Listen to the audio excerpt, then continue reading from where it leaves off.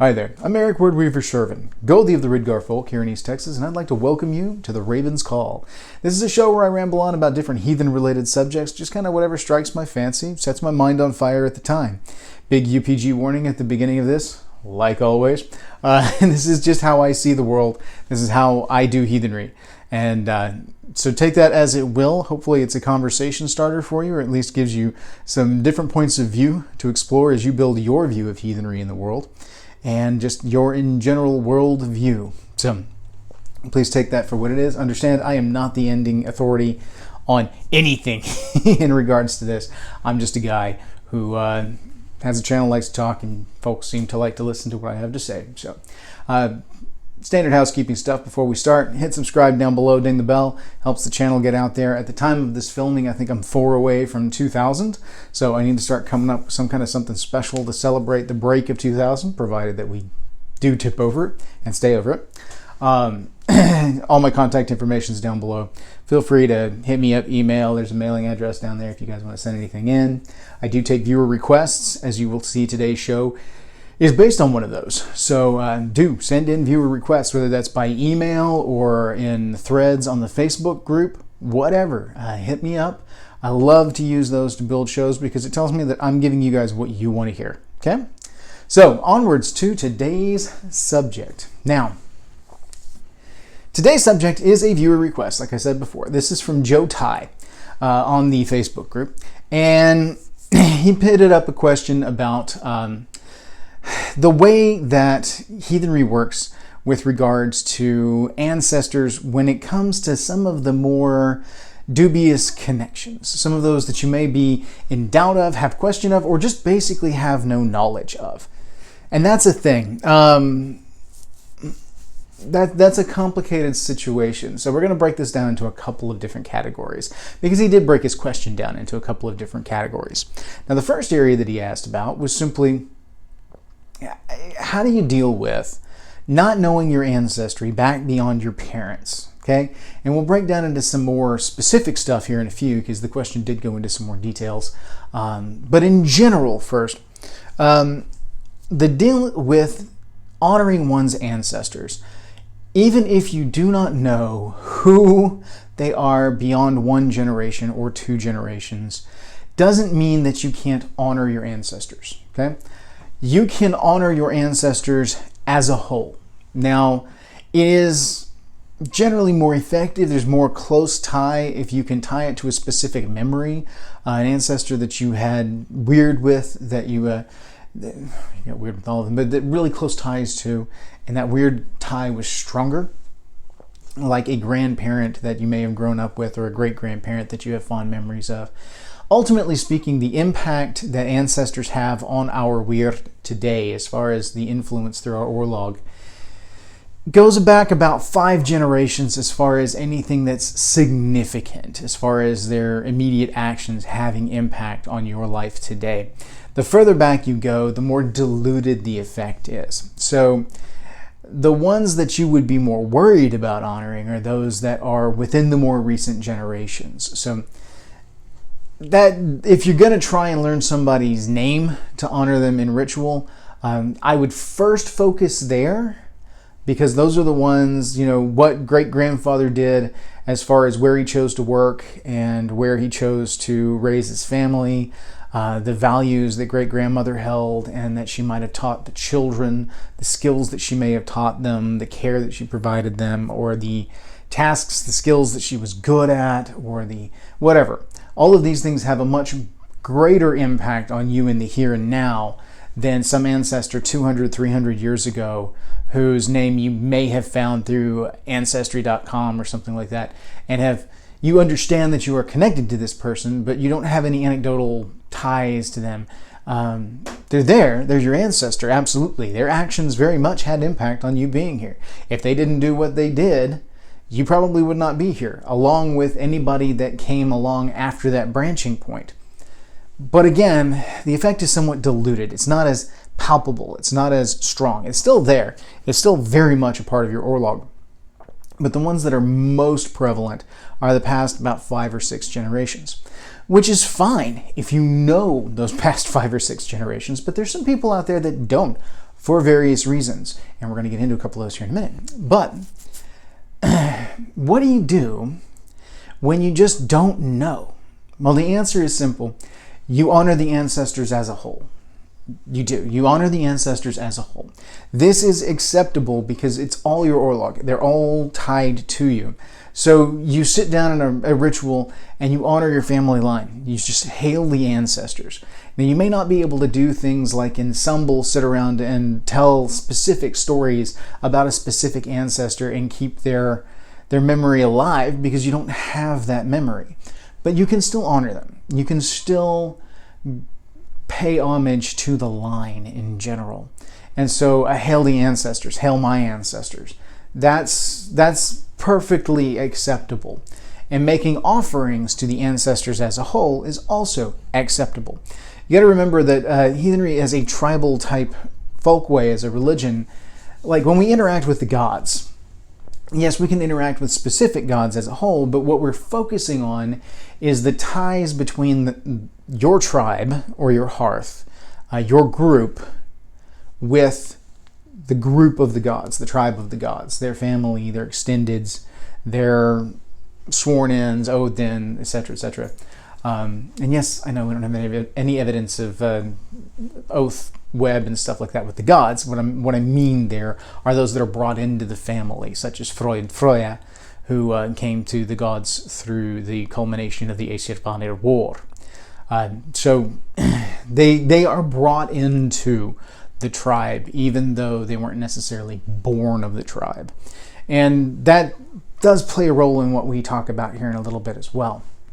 But when we honor the gods, you can honor a specific god or goddess, but you can also just honor the tribe of the gods as a whole, because this is acceptable. You are looking at honoring this tribe and hoping this tribe blesses your tribe. It's like it is two social constructs interacting with one another, and sometimes you'll call out a specific representative, and sometimes it's just one organization honoring another organization as a whole. And with the gods and the sacred, there's nothing wrong with honoring the gods as a whole. It doesn't have to be granular when you do your offerings. Sometimes it can be more effective, more palpable if there's a specific area that you're looking to try and get a blessing in, or if there's a specific god or goddess to whom you are tied. Someone with whom you've built more exchange of luck and a closer tie, a closer relationship to. There can be more effect there. And similar with the ancestors. You can honor the ancestors as a whole, as a conglomerate, the ancestors. You can honor specific ancestors. Now, like I said before, you may not know all of your ancestors, and that's okay. That's okay. You just honor the ancestors as a whole. When the horn comes around to, if you do the three round horn ensemble, which, yes, I know is not the historical ensemble, but it is a commonplace modern practice that is very much a part of modern heathenry. If you choose to follow that paradigm for your ensemble, then it's perfectly acceptable to stand up and just hail the ancestors. And the thing about Orlog, too, is that it's not just people in your family line that impact your Orlog.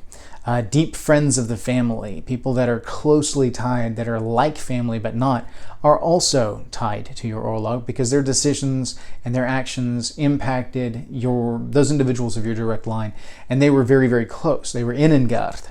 They were almost fostered in, like blood brothers, foster brothers, sisters, etc., which we're coming to in a second. So this is something that when you sit down and you do your ritual, you can honor those that had a significant impact on your Orlog, depending, of course, on the house rules for that ritual. You'll want to talk to your whoever's running the ritual for that group, for your tribe, for whatever. If you're going to sit down and assemble, make sure that it's okay with them that you honor dearly departed close friend of the family who was like family and therefore had a significant impact on your Orlog, because their weird was so tied to the family that it was still a part of it. Their luck was intermingled with your own. And so this is fine as long as it meets the expectations of whatever the group is, as far as, the agreed upon rules for the ritual in which you are engaging. If they're not cool with that, because some groups are not. Some groups will want it to be just deceased relatives. In that case, just hail the ancestors and roll with it. There's a lot that you can do in tracking down family lines if you want to engage in things like Ancestry.com and whatnot. But even then, it's not 100% on things. And, you got to have something to go on, first off. That's where we're going to get into some of the secondary topics here. What happens if somebody was adopted and their birth parents are kept from them? They have no idea what their, ancestry is like, where they come from. Well, what's the track on their weird and their orlog then? Because their ancestors, obviously, their bloodline, the ones that came before them, they have no ties to. They don't know them. They've not shared any weird. They are still very much a part of your orlog because their choices and actions led to exactly where that person is and what their life is like today, including the choice of the parents to put the child up for adoption in the first place. That is an impacting action.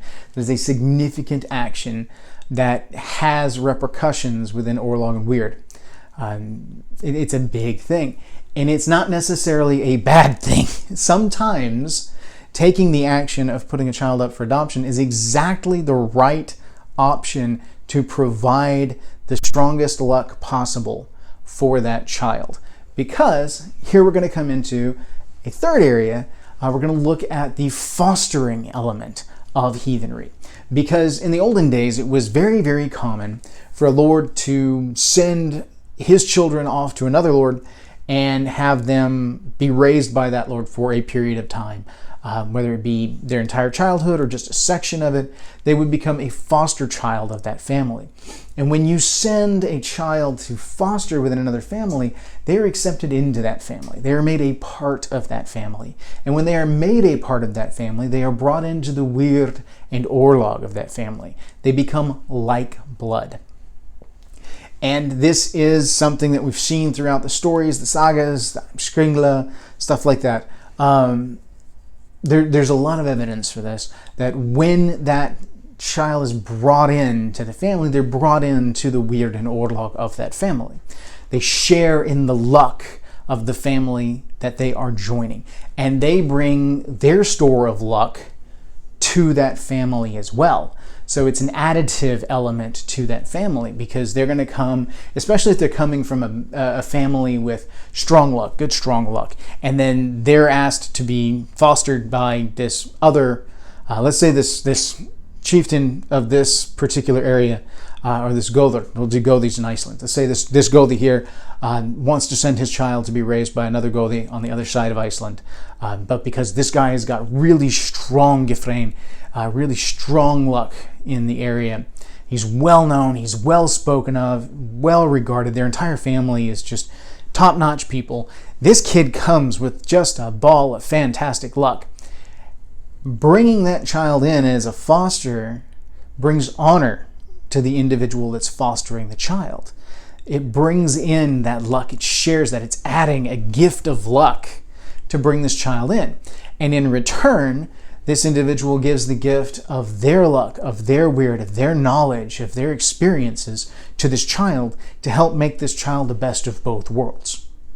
So that's how that plays out in an arch-heathen kind of view of adoption, of fostering specifically. Adopting is the same thing, only even more so. It's more permanent, because when you foster a child, it's meant to be a temporary thing.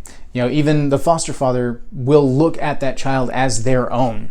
And so that child will effectively have two fathers, two mothers, multiple siblings on both sides, because they've got their birth family and they've got their foster family. And a lot of times they're closer tied to the foster family than they are their birth family. But they bring honor to both through their actions, because they are a product of both households. So it's a strong power play. There's also an element of especially when you're dealing with kings, they would do a lot of that as far as sending fosters to one another as far as an act of dominance over the other as well, because it almost puts the person fostering the individual in a subservient role. But that was specific to kings. That's not something that you see particularly in the common classes. That's all part of the Game of Thrones as it is played out. Not the book, but the actual interactions of lords and ladies, kings and queens. So, in general, it's seen as an honor to foster a child. It's seen as an honor to bring this individual in and make them a part of your household, make them one of your own, and raise them like that. You have an obligation to treat the child well. You have an obligation to teach them what you can, to raise them well, to add to their luck, because you have taken on that obligation by accepting the fostering. It's a great honor. They're bringing a great deal to you, but all honors come with responsibilities, with obligations. The basis of almost everything on a social level, a social construct level, is based on obligation. The essence of frith, the base element, bottom line base element of frith, is obligation. And it is the fulfillment of obligations that help to build Gefrain, that help to build luck, strengthen weird. How you deal with those obligations speaks volumes about the kind of person that you are. Those are deeds and actions that we're looking at. So provided with an opportunity to raise this child, given the obligation to do well by the child, the individual steps up, the foster parent steps up and gives it their all and brings them in and treats them well. Because if they treat them poorly, well, this is going to damage their luck. This is going to damage their reputation. And it's going to put a black mark on the family. And they don't want to do that because not only does it hurt the kid that they're fostering, it hurts their blood relatives as well, because this deed is going to be shunned and thought very ill of in the rest of the social construct. So, fostering, adopting, both of these are bringing that person into the weird and orlog of a family. The same thing can be said of marriage, and the same thing can be said of the right of blood brotherhood. Now, blood brotherhood is something that goes way back. I don't have the exact dates on when it was first mentioned, etc., but things like this go back before pre-recorded history of people taking each other as like brothers, near brothers, blood brothers. One of the things that we have that pops up in the sagas as far as a right is the raising of turf, and then two individuals standing below this turf, like they'll cut the sod away and literally lift it up as a bridge, and they will stand under this and both spill blood into the dirt beneath the bridge and then lower the bridge back down so that their blood is joined in the earth, and they are made family at that point. They are brought into each other's households. They are made blood relation at that point. And so this happens on a metaphysical level and a symbolic level. But in essence, the real meat and potatoes of what's happening is you are actively and significantly tying your weird to one another. You are creating a fixed point in the web of weird where that cannot be shaken. You can't get rid of this. You can sever it later on, but any damage that's done between the tying and the cutting is permanent. That's going to have lasting effects. You can go through and try and do other things to counteract any negativity that may have come from that, but you can't make it just go away. It's orlog at that point, okay? So that's the case with any orlog. You can't undo orlog, but you can do damage control. You can mitigate the damage through doing stronger, better deeds on the other side of it.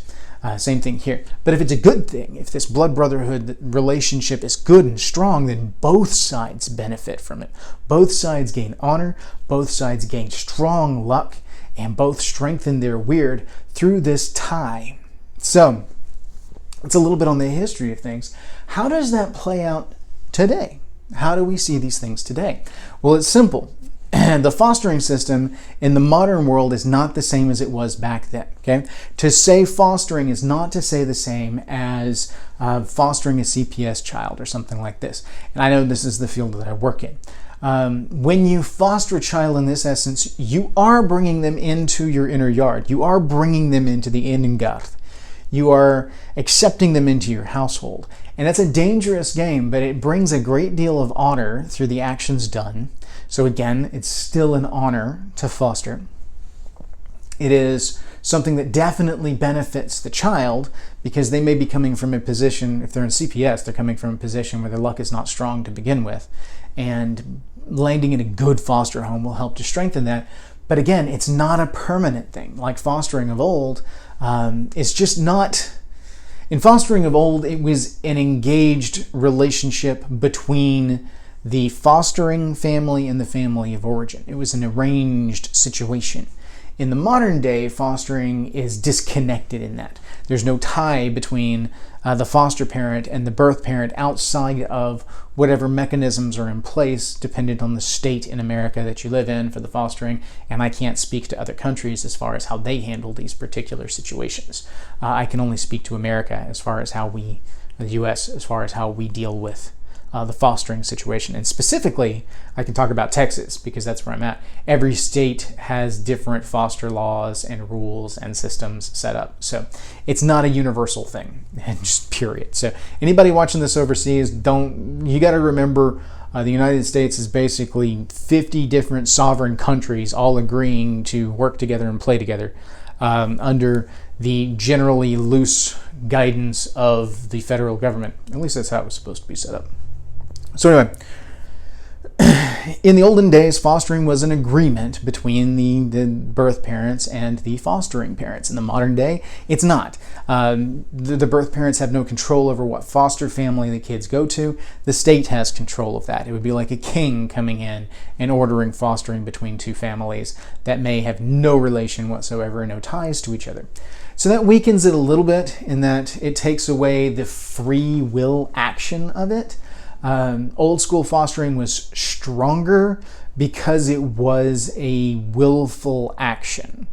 At this point, fostering in the modern era, at least in the US, can be seen as a child being plucked from a situation of very bad luck, ill orlog, and being taken to refuge in a home that is of stronger luck, of stronger weird.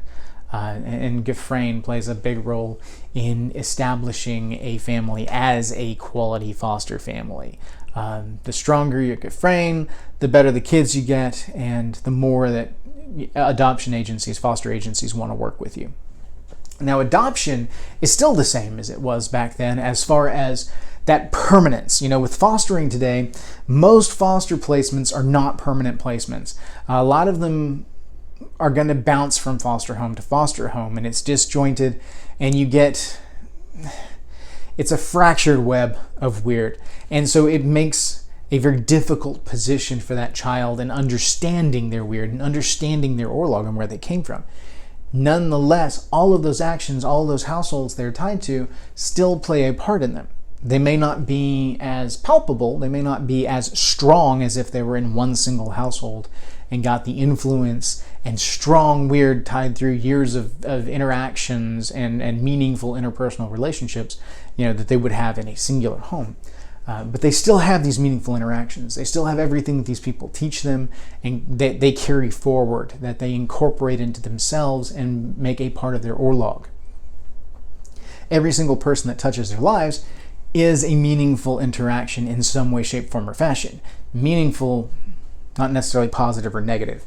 It's going to have a significant impact, either significantly good or significantly bad. It just depends. And that's just people. Because there are bad foster parents, there are excellent, amazing foster parents. So it just depends. And then you've got facilities like mine, which dilute things even further to a certain extent, but still they're a necessary piece of the puzzle in order to keep things flowing and to provide for the kids as best we can. So that's, looking at the CPS side of things as far as, these kids don't know where they're coming from. They don't know what their family lines are like, but they do know they have ancestors. Their ancestors played a part in where they are, and they know the past families that they have dealt with through their life that have had meaningful impacts on them, the teachers that have had meaningful impacts on them. And these are family to them. The family is just a little more diluted than others, but it doesn't make it any less meaningful. It doesn't make it any less poignant or important to them. In some cases, it's even more so because these people did so with much less obligation. It was more of a magnanimous movement, unlike family, who is born into obligation. And whether or not they fulfill that obligation, obviously in the case of a kid that's been taken from their family for foster purposes, that family failed to uphold their obligation of frith to the child. They broke frith with the child through abuse, neglect, exploitation, whatever it may be. They broke frith. They failed to uphold their obligation, or they out and out betrayed their obligation to the child, and therefore failed the child, broke frith. And then in this case, the state steps in and tries to repair that and put them in a position where that kid can now gain frith with someone, but does not. The system's not perfect. It's broken in a lot of ways, because nothing beats family. You can do the best you can, but it doesn't beat family. So anyway, not that the Texas foster care system is based on Utengard and weird Orlog, Gefrain, all of that, but this is heathenry, and the worldview is ubiquitous. It applies to everything. You just have to look for the patterns and see how these things play out. This is advanced heathenry stuff, where if you pay attention to these things, you can see these patterns. You can see how these things play out. So, these individuals don't know where they come from. They don't know who their families are. They can honor those individuals that had impacts on their lives. Most of them are still alive, so that's more in the realm of direct interaction. But if somebody has a foster parent that they grew up with that was a strong influence on their life, and that person passes, well, then it's perfectly acceptable for that individual to hail them over the horn in the ancestor round. They may not be a blood ancestor, but they're very much a part of that individual's orlog, and very much deserve to be honored over the horn, because they had a piece in making that individual who they are today.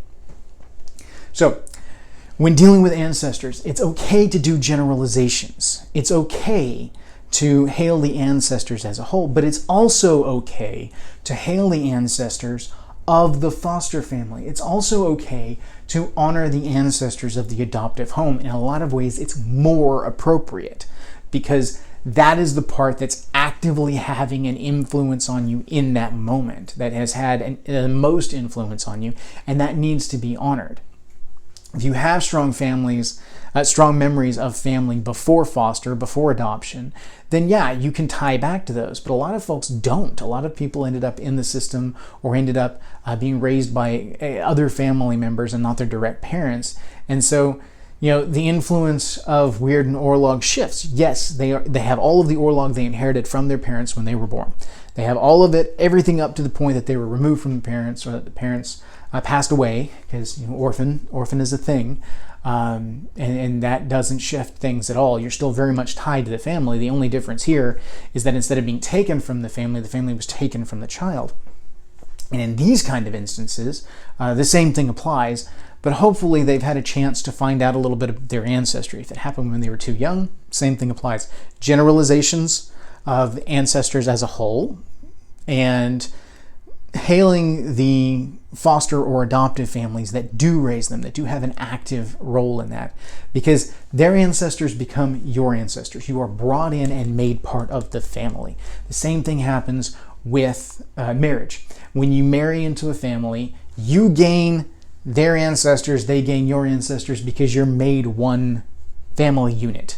And so it's okay to hail the ancestors of your spouse. It's okay to hail the fallen siblings of a spouse that may have fallen a time back, that you had a relationship with, that you knew, or just period, you knew that they had an impact on your spouse. And why? It's okay to hail them, because they're part of your weird web now.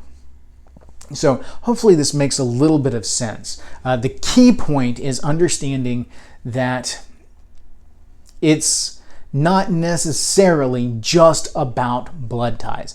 Blood ties can't be broken. You can't avoid the fact that you were born into a specific family line and you inherit what you inherit from that family line.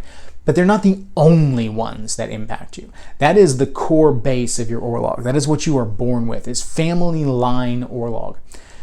You can be brought into other weird webs. You can be incorporated in other people's wells, and then you benefit from all of the energies, all the waters of those specific wells.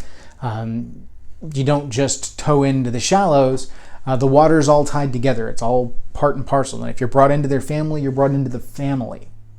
It's not just their household. You're brought into the family. Now, specific anecdotes aside, because you can get into ones where, extended family doesn't necessarily accept that they foster, they don't see the foster kids as part of their family, etc., etc.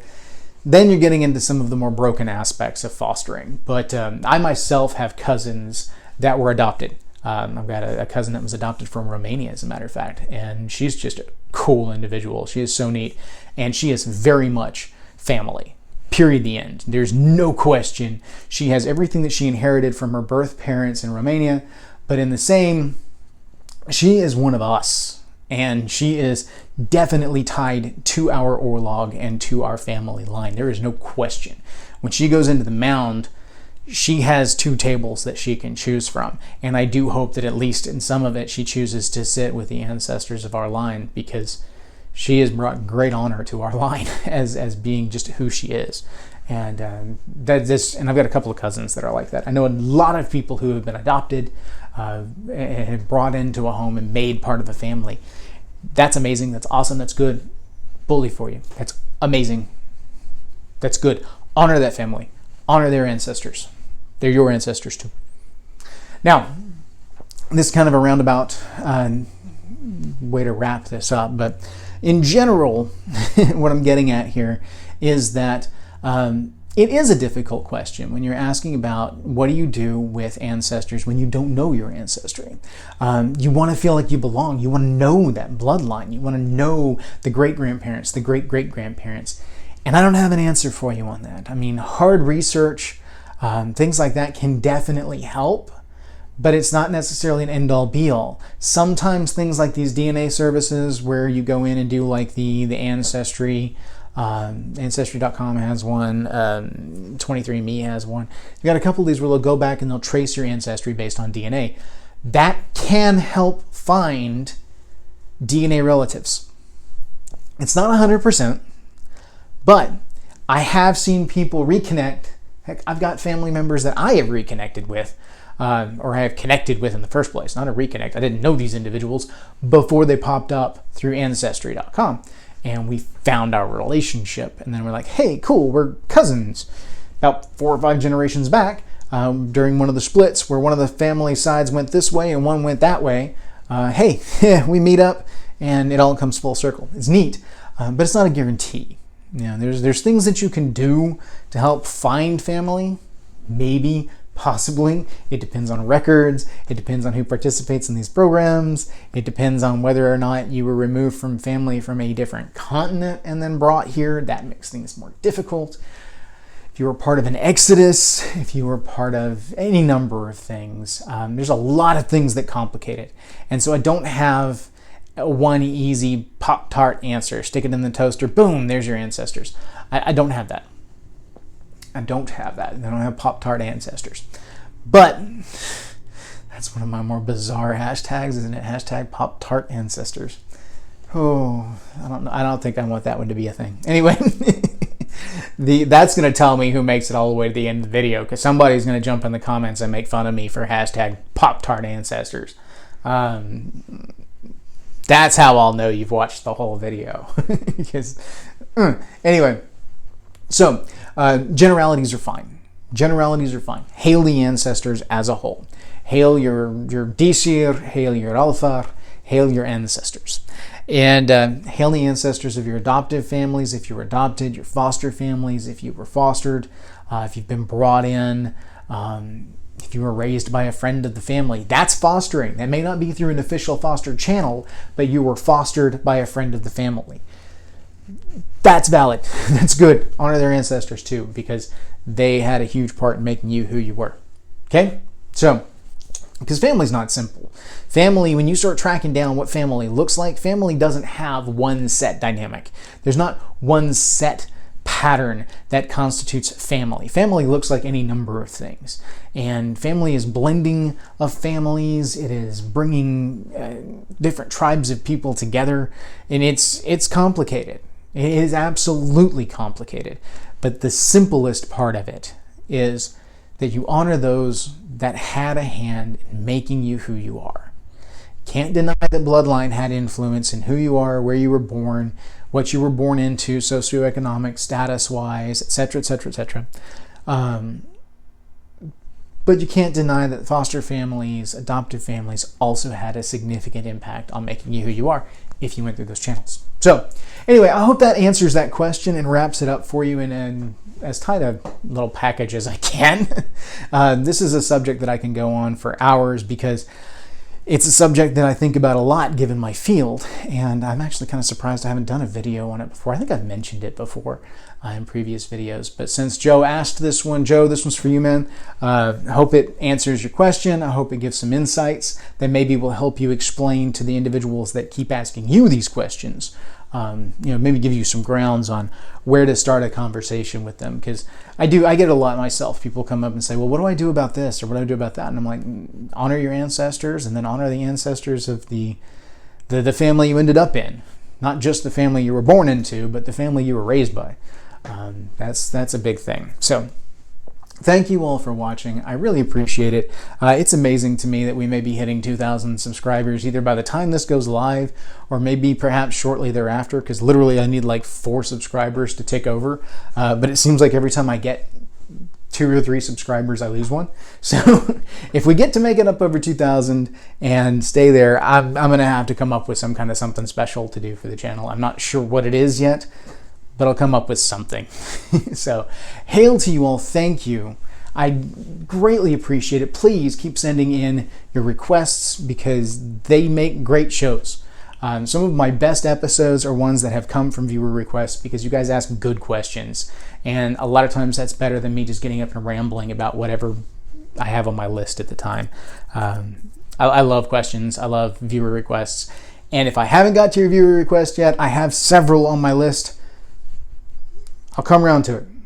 But it's okay to go ahead and touch base with me and ask me, hey, are you planning on doing one about this? Or remind me that I haven't replied to you in 3 months because I'm bad about getting back to my emails, especially with as crazy as work has been lately. So feel free, touch base, remind me, poke me, prod me, say, hey, I'm still out here because I'm still here and I'm not ignoring you. I'm just busy, and that's an excuse, and it's not even a very good excuse. So poke me, prod me, I'll reply. So hail to you all. Thank you. May your hearth fires burn bright.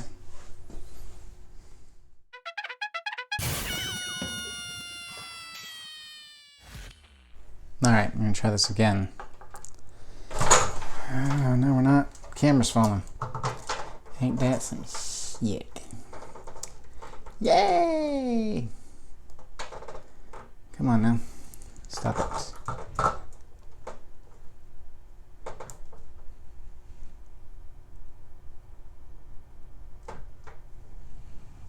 I'm gonna try this. Hopefully it'll stay up.